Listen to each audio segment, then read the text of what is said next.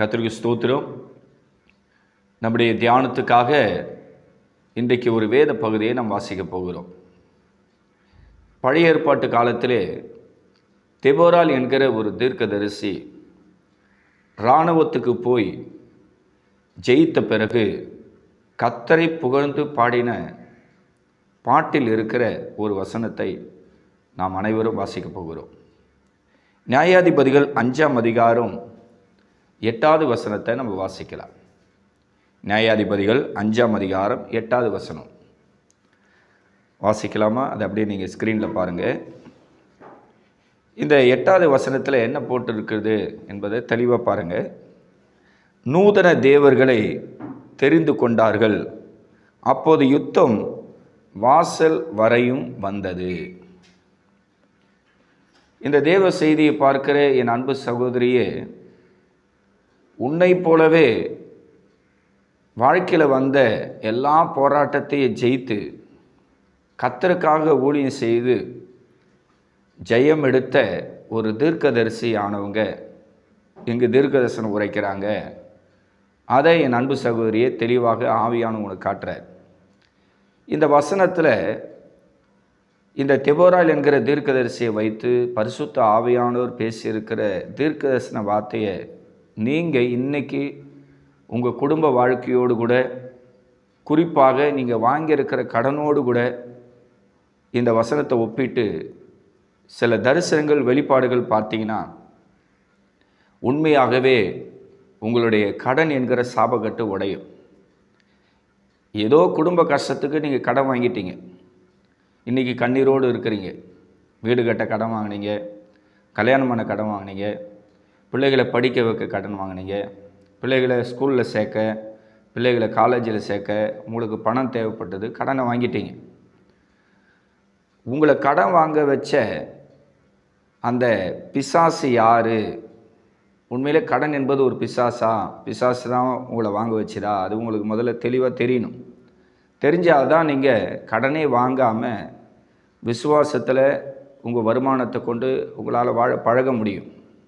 இல்லைனா எல்லாரும் கடன் வாங்குறாங்க, நானும் கடன் வாங்குகிறேன், எல்லாருக்கும் குடும்பத்தில் கஷ்டம் இருக்குது, பொருளாதார பிரச்சனை இருக்குது, நானும் கடன் வாங்குகிறேன், வட்டிக்கு வாங்குகிறேன், லோன் போடுறேன் அப்படின்னு சொல்லி நீங்களும் எல்லா உலக மனுஷர்கள் போல் நீங்கள் 10ஓடு 11 ஆகிடுவீங்க. ஏன்னா கடன் வாங்கினா ஏசப்பாக்கு பிடிக்காது என்பது பாதி கிறிஸ்தவர்களுக்கு தெரியும், பாதி கிறிஸ்தவர்களுக்கு தெரியாது. புரியுதா உங்களுக்கு நான் சொல்கிறது? அப்போது கடன் என்பது என்ன? அது ஒரு நூதன பிசாசு என்பதை உங்களுக்கு தெளிவாக இந்த தெபோராள் என்கிற தீர்க்கதரிசனம் உரைத்த இந்த வார்த்தையில் இருக்கிற அந்த அபிஷேகம் வல்லமையை உங்களுக்கு தெளிவாக நான் சொல்லிக் கொடுக்குறேன். ஏன்னா கடன் என்பது ஒரு நூதன பிசாசு, அது ஒரு நூதனமான தேவர்கள், அதாவது அந்நிய தெய்வம் மாத்திரம் ஒரு நூதன பிசாசு அப்படின்னு நமக்கு நல்லா தெரியுது. அதே போல் கடன் என்பது ஒரு நூதன பிசாசு, அது ஒரு அந்நிய தெய்வம். அந்த தெய்வத்துக்கு நம்ம இன்றைக்கி அடிமையாக இருக்கிறோம். அல்லது அந்த நூதன பிசாசு என்று சொல்லப்பட்டிருக்கிற அந்த ஈவில் ஸ்பிரிட் கடன் ரூபத்தில் இன்றைக்கி ஒரு கூட்ட கிறிஸ்துவ சமுதாயத்தையே அது கட்டி வச்சிருக்குது. இந்த கடனால் ஒவ்வொருவருக்கும் மன நிம்மதி கிடையாது. நீங்களே சொல்லுங்கள், நீங்கள் கடன் வாங்கிட்டு இப்போ நிம்மதியாக இருக்கிறீங்க. புதுசாக ஒரு வீடு கட்டினீங்க, அதுக்கு லோன் போட்டிங்க, கடன் வாங்கினீங்க. சொல்லுமா இப்போ வாழ்க்கை நிம்மதியாக சமாதானமாக இருக்குது? நீ கட்டின வீடை உனக்கு பிடிக்கல, உண்மையாக பொய்யாம்மா? லோன் போட்டு அங்கே இங்கே கடன் வாங்கி சொந்தக்காரர்கிட்ட கூட பிறந்தவங்கிட்டலாம் பணத்தையும் நகையும் வாங்கி வச்சுக்கிச்சு ஏதோ கடனை உடனே வாங்கி வீடு கட்டிட்டேன். இப்போ அந்த வீட்டுக்குள்ளே நிம்மதி இருக்காம்மா? நிம்மதி இல்லை. சரி, ஒரு சொந்தமாக ஒரு தொழில் தொடங்கலான்னு சொல்லி சில பேர் என்ன செய்கிறாங்க, லோன் போட்டு கடனை வாங்கி ஒரு கடை எடுத்து நடத்துகிறாங்க. அந்த கடையில் சரியான வருமானம் கிடையாது. அவங்களுக்கு இன்றைக்கி பிஸ்னஸில் லாஸு, பணப்புழக்கம் கிடையாது, பொருளாதார நஷ்டம், பொருளாதாரத்தில் விருத்தி அடையலைன்னு சொல்லி சில பேர் இப்படியும் புலம்பிக் கொண்டு இருக்கிறாங்க. ஏதோ ஒரு விதத்தில் கடனுங்கிற ஒரு சாபக்கட்டு முழு உலகத்தை கட்டி வச்சிருக்குது. அது ஒரு நூதன பிசாசு என்பது முதலாவது தெரிஞ்சால் தான் இதிலேருந்து நம்ம வெளியே வர முடியும். அதனால் இந்த தெபோராள் என்கிற தீர்க்கதரிசனம் உரைக்கும் போது அவங்க சொல்கிறாங்க, மறுபடியும் நான் ஸ்க்ரீனில் போட்டு காட்டுறேன் பாருங்கள். நூதன தேவர்களை தெரிந்து கொண்டார்கள், யுத்தம் வாசல் வரைக்கும் வந்தது. அப்போது நீங்கள் கடன் வாங்கிட்டா உங்களுக்கு கடன் கொடுத்தவன் உங்கள் வீட்டு வாசல் வரைக்கும் வந்து யுத்தம் பண்ணி உங்களை தூஷண வார்த்தைகளை கேட்டு உங்களை வேதனைப்படுத்துகிறானா இல்லையா? இந்த வேத வசனத்தின்படி உங்களுக்கு நெருக்கடி, கஷ்டம் அந்த கடன் என்கிற பிசாசினால் ஏற்பட்டிருக்கும். நீங்கள் ஒரு இடத்துல லோன் வாங்குறீங்கன்னா, லோன் கட்டலைன்னா பேங்க்லேருந்து ஆள் வரும், அல்லது அதர் பேங்க்காக இருந்தால் அதர் பேங்க்லேருந்து ஆள் வந்து உங்களை கேட்பாங்க, 2 மாதம் நீங்கள் லோன் கட்டலை, 4 மாதம் லோன் கட்டலை, எப்போ கட்டுறீங்க? அவ்வளோதான், உங்களுக்கு நிம்மதியாக போய்டும். அப்போ யுத்தம் வாசல் வரை வந்தது பார்த்தீங்களா? அல்லது டெய்லி நீங்கள் ஃபைனான்ஸ் வாங்கக்கூடிய ஒரு தொழிலதிபர்களாக இருப்பீர்களானால் நீங்கள் டெய்லி தண்டல் கட்டணும், ஃபைனான்ஸ் கட்டணும். ஒரு 4 நாள் வந்து அந்த ஃபைனான்ஸ்காரங்கிட்ட நாளைக்கு கட்டுறேன் நீங்கள் சொல்லலாம். 5ஆம் நாள் கட்டலைன்னா யுத்தம் வாசல் வரைக்கும் வரும். அப்போது கடனை வாங்கிறதுக்கு முன்னாடி 1க்கு 1000 முறை நம்ம யோசிக்கணும். பிசாசு நம்மளை கட்ட பார்க்குறான், நம்மளை அடிமைப்படுத்துகிறான், நம்ம ஒரு கட்டில் போய் சிக்க போகிறோம், அது ஒரு அடிமைத்தனத்தில் நம்ம சிக்க போகிறோம் அப்படின்னு சொல்லி நீங்கள் ரொம்ப ரொம்ப உங்களை தாழ்த்தி ஜெபம் பண்ணிட்டு தான் நீங்கள் கை நீட்டி கடமே வாங்கணும்.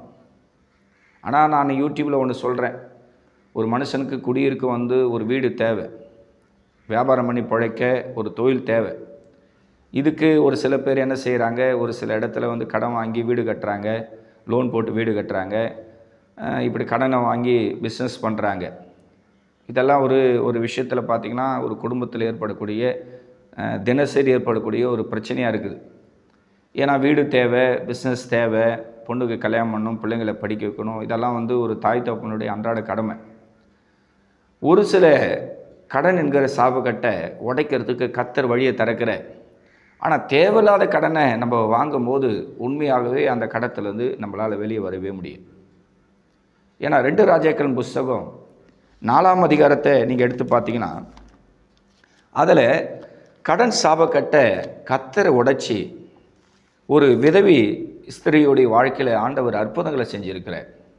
இந்த தேவ செய்தியை பார்க்குற நீங்கள் கடன் சுமையினால் இப்போ கண்ணீரோடு இருக்கிறீங்க, வீடு கட்டிட்டு கண்ணீரோடு இருக்கிறீங்க, பிஸ்னஸை நீங்கள் செஞ்சீங்க, பிஸ்னஸ் சக்ஸஸ் ஆகலை, நஷ்டமாச்சு, மறுபடியும் நீங்கள் அந்த தொழிலை செய்கிறதுக்கு கடத்துக்கு மேலே கடத்தை வாங்கி நீங்கள் முன்னுக்கு வரலாம் பார்த்தா மேலும் சிக்கலும், மேலும் கடன், மேலும் பிரச்சனை, ரொம்ப நீங்கள் உடஞ்சி போய் நொறுங்கி போய் வீட்லேயும் நிம்மதி இல்லை, நல்ல தொழிலும் செய்ய முடியல, வட்டிக்கு மேலே வட்டி ஏறின்னு போகுது, நான் என்ன சேர்த்து ஆண்டவரே, என் கடன் பிரச்சனை மாறாதா அப்படின்ற புலம்பலோடு கூட நீங்கள் இருக்கலாம்.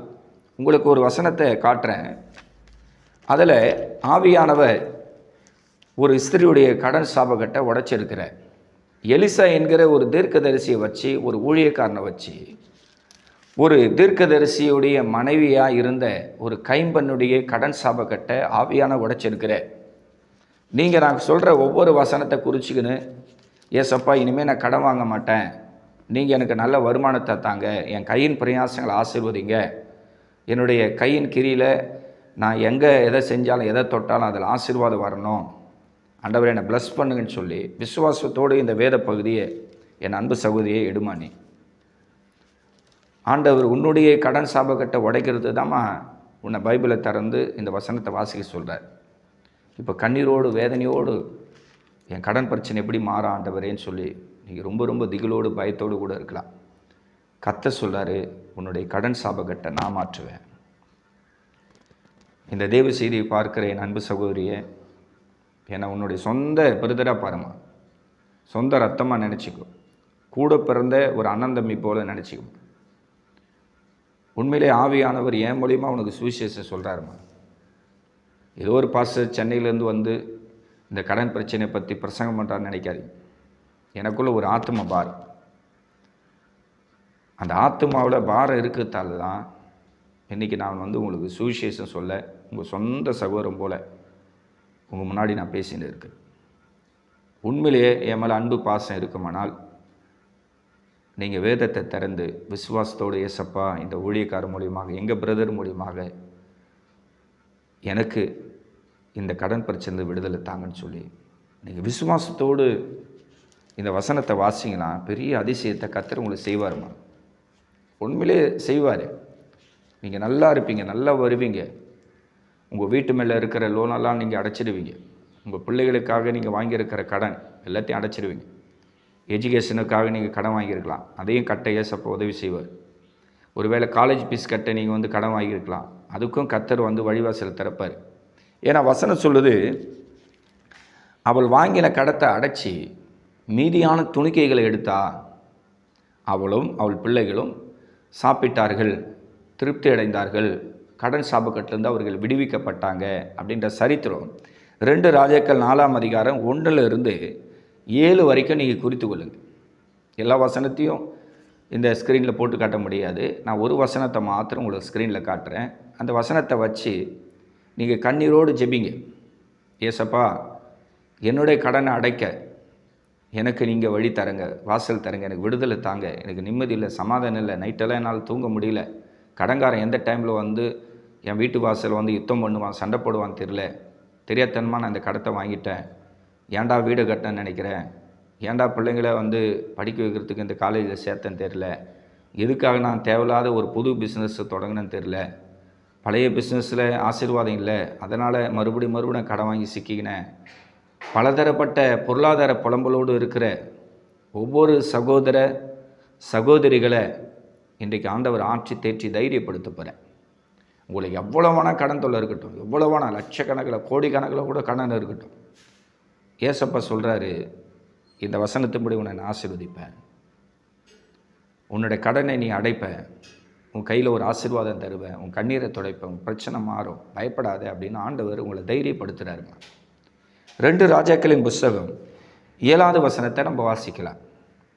அவள் போய் தேவனுடைய மனுஷனுக்கு அதை அறிவித்தாள்.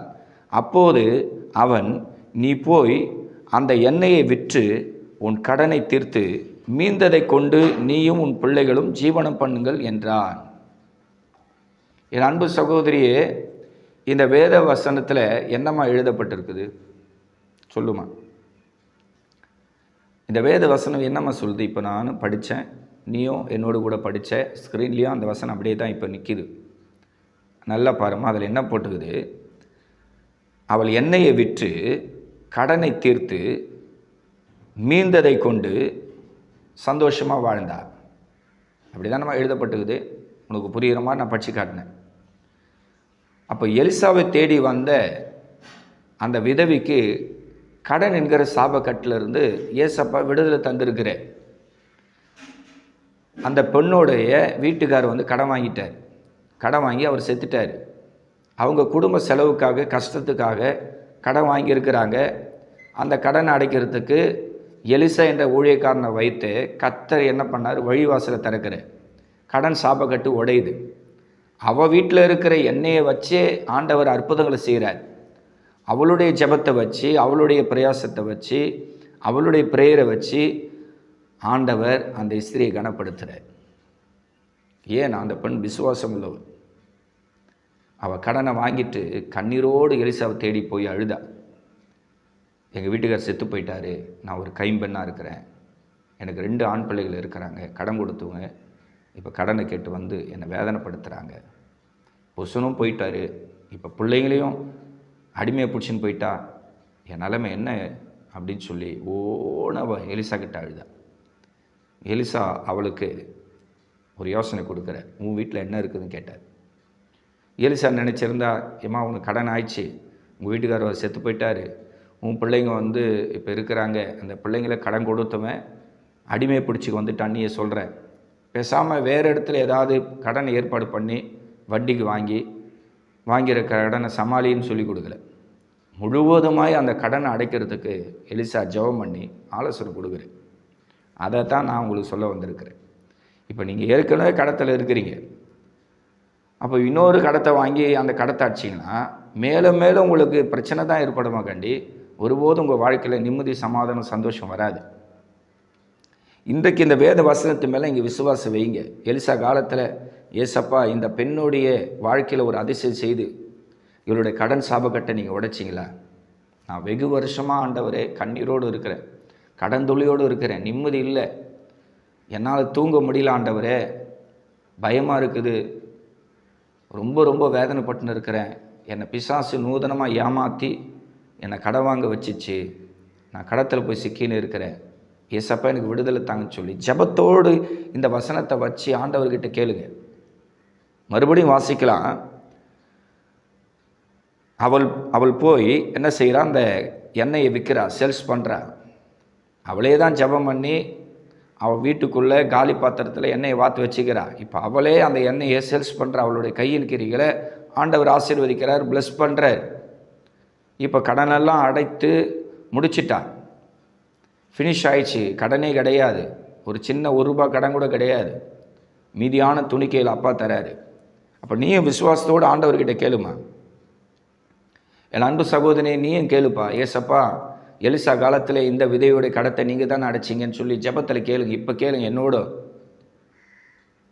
உங்களை ஜெபத்தில் வளர்க்க நான் வந்திருக்கிறேன், விசுவாசத்தில் வளர்க்க வந்திருக்கிறேன். மேலும் மேலே நீங்கள் கடன் வாங்காதீங்க, ₹1 கூட கடன் வாங்காதீங்க. ஆண்டவரை நம்பி இருங்க, கர்த்தர் வாழ வைப்பார், வழிவாசலை திறப்பார். இதே நீங்கள் வசனத்தை நம்பாமல் ஆண்டவரை நம்பாமல் மேலும் மேலும் கடன் வாங்கியிருந்தா நீங்கள் சாகர் வீருங்க கடன்காரனாக தான் இருக்கும். ஒருபோதும் உங்களுக்கு விடுதலை கிடைக்காது. அப்போ கடன் என்பது ஒரு சாபக்கட்டு, அது ஒரு நூதன பிசாசு, அது ஒரு நூதனமான பிசாசு. தந்திரமாக உங்களுக்கு யோசனை கொடுக்கும். அப்படியே தந்திரமாக வந்து உங்களோடு ஏவாள்கிட்ட பேசுனது போல் பேசும். அப்படியே ஏவாளை எப்படி வஞ்சித்ததோ அந்த சாத்தான் கடத்துக்கு மேலே கடத்தை வாங்கி உங்களை திவால் ஆக்கி விட்டுரும். நீங்கள் ரொம்ப ஜாக்கிரதையாக இருக்கணும். நீங்கள் ஜெபம் பண்ணிட்டு தான் ₹1 கூட ஒரு இடத்துல நீங்கள் கடன் வாங்கணும். முடிஞ்ச அளவுக்கு நீங்கள் கடனை வாங்கக்கூடாது. விசுவாசத்தில் நீங்கள் பூர்ணப்படணும். விசுவாசத்தில் நீங்கள் பூர்ணப்பட்டால் தான் உங்களை வச்சு ஆண்டவர் பல லட்சம் ஆத்துமாக்களை ஆண்டவர் சம்பாதிக்க முடியும். இப்போ நீங்களே கடன் என்ற சாபக்கட்டில் இருந்தால் உங்களால் யார் ரட்சிக்கப்படுவா சொல்லுங்கள் பார்க்கலாம். உங்கள் குடும்பத்தை கூட நீங்கள் கர்த்தருடைய வருகைக்கு ஆயத்தப்படுத்த முடியாது. உங்களால் ஒரு ஆத்மா கூட ரட்சிக்கப்படாது. நீங்கள் விசுவாசத்தோடு, ஜெபத்தோடு, வல்லமையோடு, ஆவிக்குரிய கனிகளோடு இருந்தால் தான் ஆண்டோடைய வருகையிலும் போக முடியும். பூமியிலே நீங்கள் நிம்மதியாக இருக்க முடியும். சபைக்கு வந்தாலும் கர்த்தர் அப்போ தான் நீங்கள் நிம்மதியை தேட முடியும். ஏன்னா கடனை வாங்கிட்டீங்கன்னா உங்களுக்கு நிம்மதி இருக்காது. இரவு முழுக்க தூக்கமே வராது. சாப்பாடு வெறுப்பாக இருக்கும். யாருக்கிட்டேயும் அன்பாக நீங்கள் பேச மாட்டீங்க.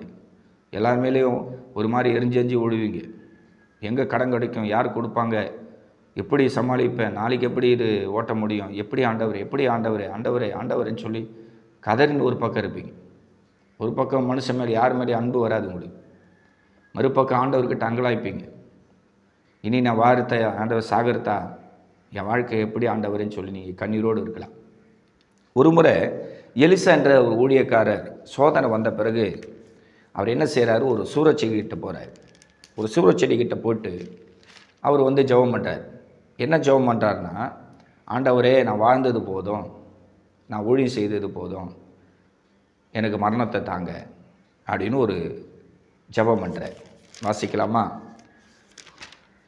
இவர் பார்த்தீங்கன்னா பெரிய வல்லமையான ஊழியக்காரர். யார்? இந்த எலியா. இந்த எலியான்றவர் பெரிய ஊழியக்காரர், வல்லமையான ஊழியக்காரர். இவர் வந்து ஜெபம் பண்ணார்னா, தீர்க்கதரிசனம் சொன்னார்னா அது அப்படியே நிறைவேறும். ஒரு முறை ஆகாப் ராஜாக்கிட்ட போய் சொல்கிறாரு, 3 வருஷம் மழை பெய்ய வாய்ப்பே கிடையாதுன்ற. அதே போல் ஆண்டவர் வானத்தை அடைக்கிறார்.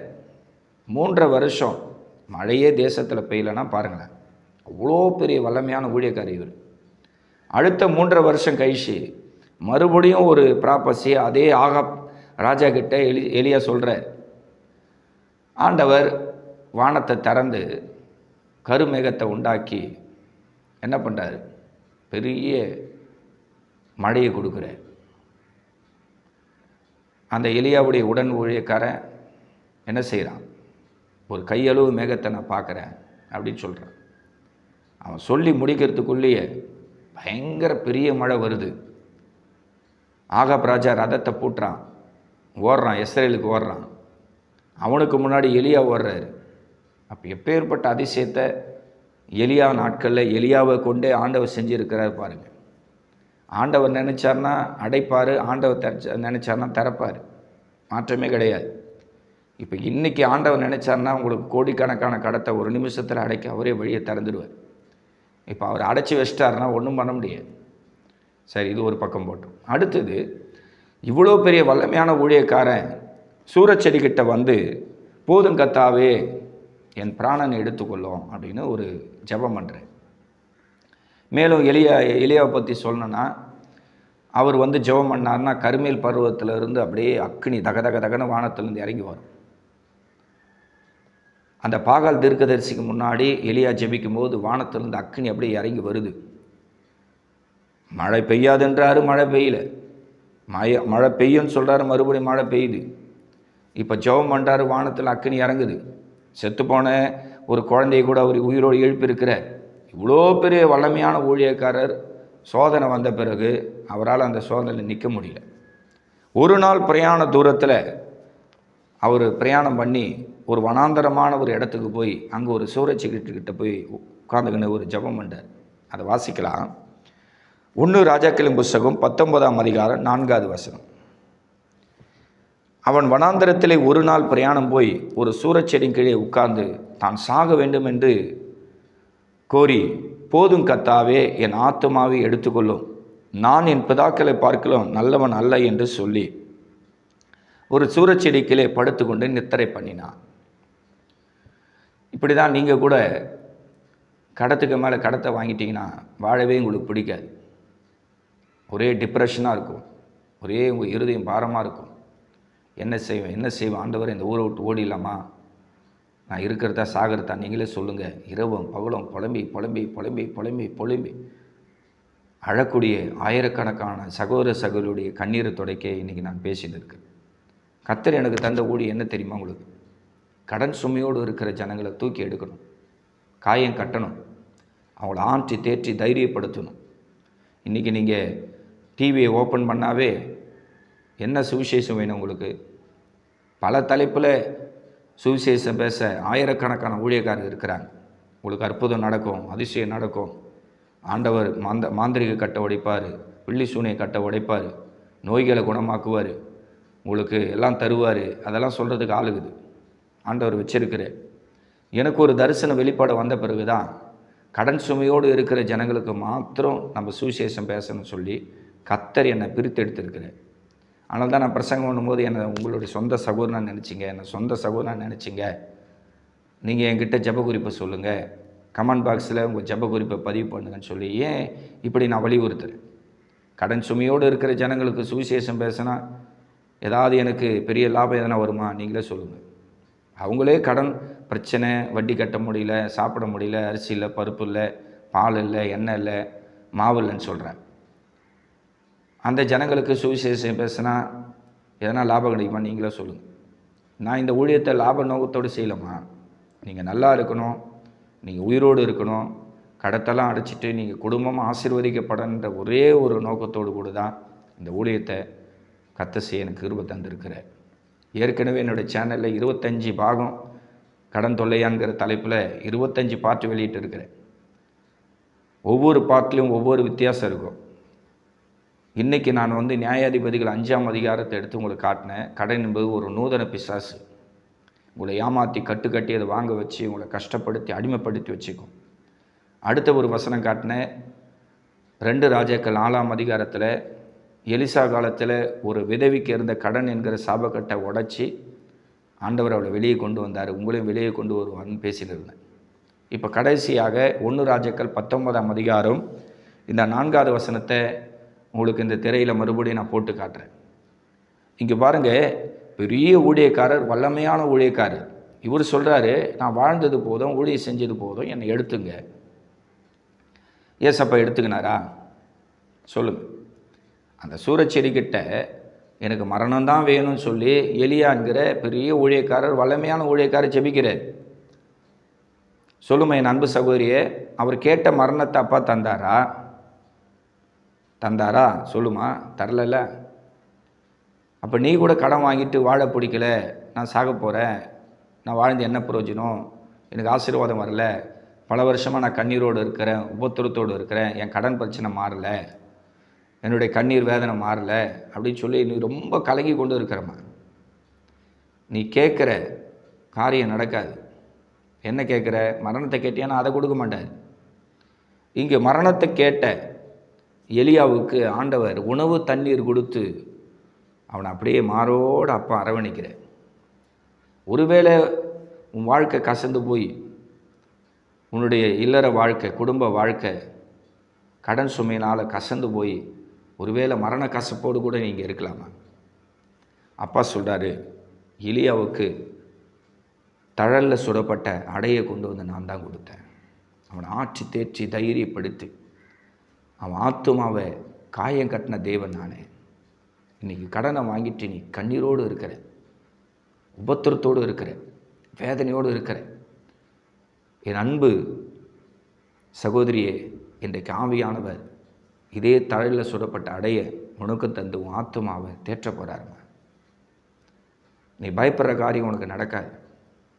கடனை வாங்கிட்டு நீ இப்போ ரொம்ப பயப்பட்டுன்னு இருக்கிற, என்ன நடக்குமோ, என்ன பிரச்சனை ஆகிடுமோ, என்ன ஸ்டேஷனில் கூட்டு போய் நிப்பாட்டுருவாங்களோ, ரவுடிகளை வச்சு மிரட்டுறாங்களே, எல்லாம் வாங்கின கடத்தை அடைக்க முடியலையே, எங்கும் என்னால் நடமாட முடியல, தலை காட்ட முடியல, இரவெல்லாம் தூக்கம் இல்லை, நிம்மதி இல்லை, சாப்பிட முடியல, ஒரு நடப்படும் போல் ஆயிட்டேன், ஒரு அடிப்பட்ட புழு போல் துடிச்சுன்னு இருக்கிறேன், என் ஆண்டவர் ஆற்றி தேற்றி தைரியப்படுத்துவார்னு சொல்லி என் அன்பு சகோதரி நீ இப்போது கலங்கி கொண்டு இருக்கலாம்.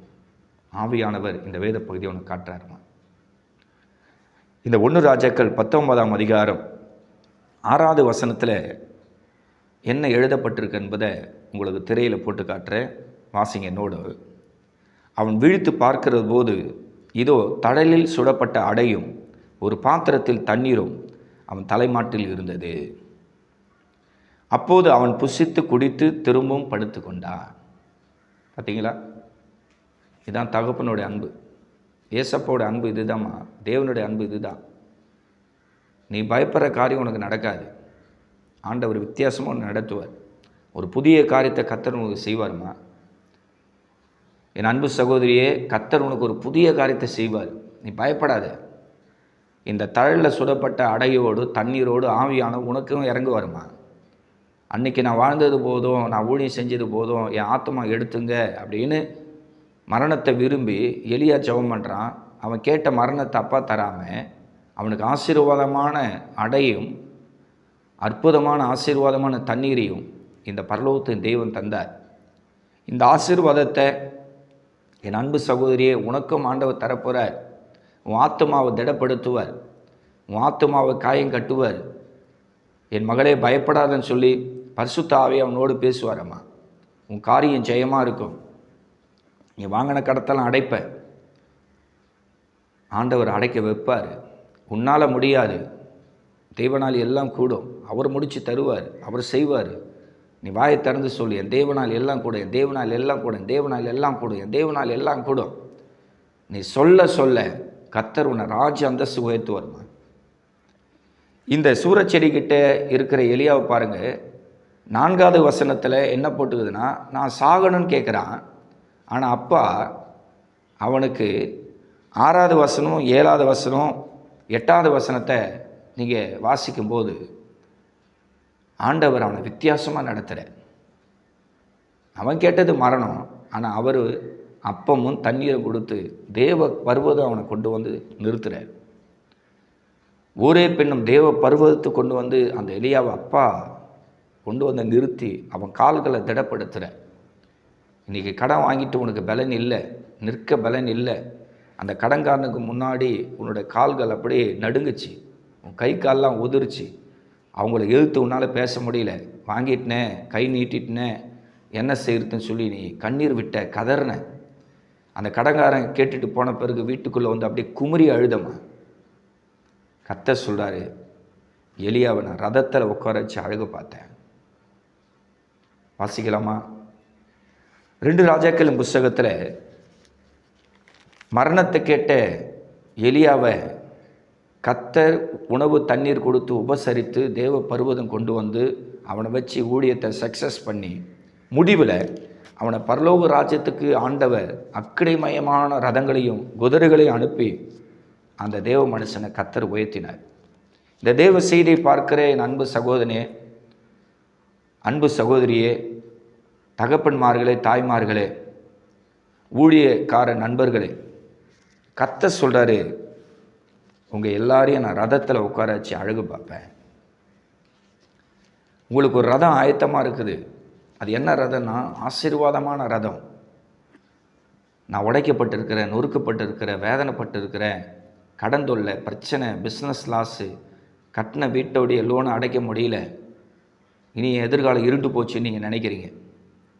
எலியா எதிர்பார்க்காத ஒரு அதிசயத்தை பரலோகத்தின் தேவன் செஞ்சார். சூரச்செடிக்கிட்ட இருக்கிற எலியாவை நீங்கள் பார்க்காதீங்க. இங்கே பாருங்கள், கர்த்தர் இந்த எலியா என்ற தேவ மனுஷனுக்கு ஒரு ரதத்தை கர்த்தர் ஆயத்தப்படுத்தினார். அந்த அக்கினிமயமான ரதங்களோடு குதிரைகளோடு பரிசுத்த ஆவியானவர் வல்லமையாய் அபிஷேகமாய் அக்கினியாய் இறங்கி வருவார். அந்த ரதத்துக்கு முன்னாடி, அந்த குதிரைக்கு முன்னாடி, அந்த அக்கினிக்கு முன்னாடி எந்த வல்லமையும் எலியாவை தடை செய்ய முடியாது. ஏன்னா அந்த ரதமும் குதிரையும் அங்கே இருக்கிற அக்கினியும் பரலோகத்தில் இருக்கிற தேவன் அனுப்பி தந்தார். இந்த வசனத்தை அபிஷேகத்தோடு வல்லமையோடு வாசிங்க. 2 ராஜாக்கள் புஸ்தகம் 2ஆம் அதிகாரம் 11வது வசனத்தை நம்ம வாசிக்கலாம். அவர்கள் பேசிக்கொண்டு நடந்து போகையில் இதோ அக்கினி ரதமும் அக்கினி குதிரைகளும் அவர்கள் நடுவா வந்து இருவரும் பிரித்தது. எலியா சோழ் காற்றிலே பரலோகத்துக்கு ஏறி போனான். பார்த்தீங்களா? அவன் கேட்ட மரணத்தை ஆண்டவர் தரல. அவனுக்கு 2 முறை உணவு தண்ணீரை கொடுத்து உபசரித்து ஓரே பருவத்தை கொண்டு வந்து ராஜாக்களையும் தீர்க்கதரிசிகளையும் அபிஷேகம் பண்ண வச்சு அவன் ஊழியத்தை சக்ஸஸ் பண்ணி அவன் அப்பா ஆசீர்வாதமான ரதத்தில் உட்கார வச்சு அழகு பார்த்தார். என் அன்பு சகோதரி, உன் அப்பா ராஜ அந்தஸ்துக்கு உயர்த்து வருமா? நீ கேட்குற மரணம் உனக்கு கிடைக்காது. நீ எதிர்பார்க்கிற தோல்வியை உன்னை இனி அணுகாது. உன்னை உபத்திரப்படுத்துவங்க உன்னை விட்டு விலகி ஓடுவாங்க. நீ கடனை வாங்கிட்ட, நூதனமான தேவர்களை நீ பார்க்காம வஞ்சிக்கப்பட்டு போனேன். அந்த நூதன பிசாசு உன்னை கட்டுக்கட்டி ஏமாற்றி உன்னை கடன் வாங்க வச்சுது, வட்டிக்கு வாங்க வச்சுது, ஃபைனான்ஸ் வாங்க வச்சுது, கந்து வட்டி வாங்க வச்சுது, மீட்ரு வட்டி வாங்க வச்சுது, கடத்துக்கு மேலே கடத்தை வாங்க வச்சுது. அந்த சாத்தானெல்லாம் கத்தை துரத்தி உனக்குள்ளே இருக்கிற மரண கசப்பை அப்பா மாற்றி உன்னை ரதத்தில் எலியா போல் உட்கார வச்சு அழகு பார்ப்பாருமா. இந்த நல்ல தெய்வம் உன்னோடு இருக்கும்போது நீ கவலைப்படாது. உனக்கு ஒரு நல்ல எதிர்காலம் இருக்குது. உனக்கு நல்ல வருமானத்தை தருவார். உனக்கு நல்ல வேலை வாய்ப்பு அப்பா தருவார். உன் இருதயத்தில் இருக்கிற ஊழிய வாஞ்செல்லாம் கர்த்தர் நிறைவேற்றுவார். நீ பாடி தேவனை ஆராதித்து ஆத்துமாதம் செய்து உன்னால் ஆயிரக்கணக்கான ஜனங்க ரட்சிக்கப்படப்படுமா. நீ ஒரு சாதாரணமான பிள்ளை இல்லை. கர்த்தர் உன்னை வல்லமையாக எடுத்து பயன்படுத்த போகிற. என் அன்பு சகோதரியை எழுந்துருமா. நீ அழ வேண்டிய பிள்ளை கிடையாதுமா. நீ தோற்று போன பிள்ளை கிடையாது. உன்னை அப்பா தூக்கி எடுக்கிற. இந்த தேவ செய்தியை பார்க்குற அன்பு சகோதரனே, நீ அழ வேண்டிய பிள்ளை கிடையாதுப்பா. அப்பா உனக்கு ரதத்தை வச்சிருக்கிற. ரதத்தில் உட்கார வச்சு அப்பா உன்னை அழகு பார்ப்பார். உன்னை இந்த உலகமே கேவலப்படுத்துச்சுன்னு சொல்லி கவலைப்படாது. உற்றார் உறவினர்கள் நண்பர்கள் எல்லாம் நான் கைவிட்டாங்க. நான் ஒரு அனாதை. கடன் என்கிற விஷயத்தில் தான் நான் சிக்கினேன். இன்றைக்கி எல்லாரும் என்னை வெறுத்துட்டாங்க. எனக்கே என்னை பிடிக்கல. நான் ஏன் வாழணும் அப்படின்னு சொல்லி வெறுப்பாக இருக்குது அப்படின்னு சொல்லி எலியா போல் நீங்கள் சோர்ந்து போயிருக்கலாம். கர்த்தர் சொல்கிறாரு, உன் சூழ்நிலையை மாற்றுவேன், உன் பிரச்சனையை மாற்றுவேன், உன் போராட்டத்தை மாற்றுவேன், உன் கண்ணீரை துடைப்பேன், உன் வேதனை மாறும், உன்னை ரதத்தில் உட்கார வச்சு நான் அழகு பார்ப்பேன் அப்படின்னு ஆவியானவர் உங்களை ஆற்றி தேய்ச்சி தைரியப்படுத்துகிறேன். இன்றைக்கி திடமனதாக இருங்க, நம்பிக்கையாக இருங்க. ஏசப்பா உங்களோடு இருக்கிற. உங்கள் வலது பக்கத்தில் அப்பா நிழலாக இருக்கிற. அவர் பார்த்துப்பார். கர்த்தர் மேலே பாரத்தை வைங்க. கலங்கி தவிக்காதீங்க. அவர் நீதிமான ஒருபோதும் தள்ளாட விட்ட மாட்டார். உங்களோட அப்பா இருக்கிறார். அவர் ஆற்றி தேற்றி தைரியப்படுத்தி நீங்கள் வாங்கின கடத்தெல்லாம் அடைக்கிறதுக்கு அவரே வழி திறந்துடுவார். ஆண்டவர் சமூகத்தில் உங்களை ஒப்பிடுங்க. ஏசப்பா, வட்டி மேலே வட்டி கட்டுறேன், கடத்துக்கு மேலே கடன், நல்ல வருமானம் இல்லை, நல்ல வேலை வாய்ப்பு இல்லை, ஆண்டவரை சாப்பிட வழி இல்லை, ஆண்டவர் அரிசி வாங்க காசு இல்லை, பால் பாயிட்டு வாங்க காசு இல்லை, ஆண்டவரே எனக்கு நிர்வாகம் பண்ண ஒன்றுமே இல்லைப்பா, நான் கண்ணீரோடு இருக்கிறேன், பிரச்சனையோடு இருக்கிறேன், என்னை ஆசீர்வாதிங்க. நீங்கள் ஆண்டவர்கிட்ட கேளுங்க. கர்த்தர் உங்களுக்கும் இந்த ரதத்தை அனுப்பி தருவார். நீங்கள் பரலோகத்துக்கு போகிற அந்த நாள் வரைக்கும் கர்த்தர் உங்களை நடத்துவார். ஏசப்பா உங்களை கைவிடவே மாட்டார். ஓகேங்களா? தைரியமாக இருங்க. அடுத்த தேவ செய்தியில் உங்களை சந்திக்கிறேன். ஸ்தோத்திரம். God bless you. எல்லாருக்கும் என்னுடைய ஸ்தோத்திரங்களை சொல்லிக் கொடுக்குறேன். கர்த்தர் உங்களை ஆசீர்வதிப்பாராக. ஆமென்.